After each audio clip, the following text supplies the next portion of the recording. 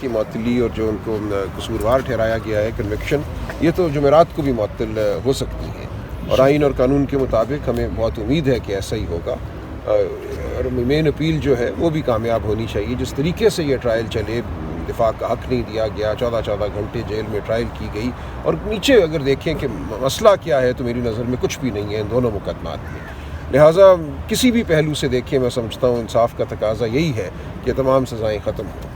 یہ بھی کہا جا رہا ہے، یہ ایک اوپینین ہے کہ ہو سکتا ہے ریمانڈ بیک ہو جائیں کیسز، کیونکہ سزائیں بہت زیادہ ہیں، خود سے شاید اسلام آباد ہائی کورٹ کو اس کے معاملے میں ڈیسائیڈ نہ کرے۔ میں کچھ کہہ نہیں سکتے، میرا نہیں خیال، میرا خیال ہے اسلام آباد ہائی کورٹ بالکل استطاعت رکھتا ہے کہ انصاف قانون کے مطابق خود فیصلہ کرے۔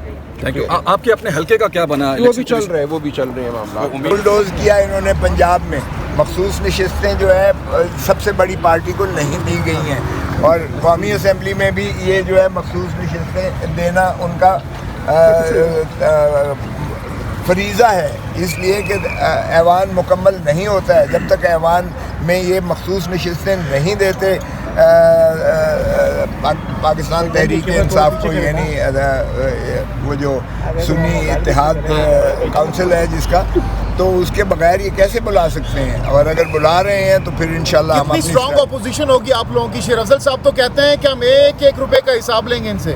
نہیں، ظاہر ہے کہ جو ہے پبلک اکاؤنٹس کمیٹی ہمیشہ اپوزیشن کے پاس ہوتی ہے، اگر ہم اپوزیشن میں بیٹھیں گے تو بھی ہم جو ہے مؤثر طریقے سے ہم 1-1 پائی کا بالکل حساب لیں گے ان سے، اور یہی ہوتا ہے پبلک اکاؤنٹس کمیٹی کا کام بھی یہی ہوتا ہے۔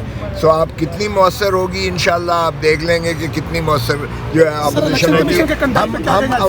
ہم عوام کے حقوق کی بات کریں گے، عوام کے مسائل کی بات کریں گے، ان سے جو بھی مہنگائی انہوں نے، جو بھی بد نظمی اور جو بھی بد انتظامی کی ہے اور کریں گے، ہم اس کا مخصوص نشستوں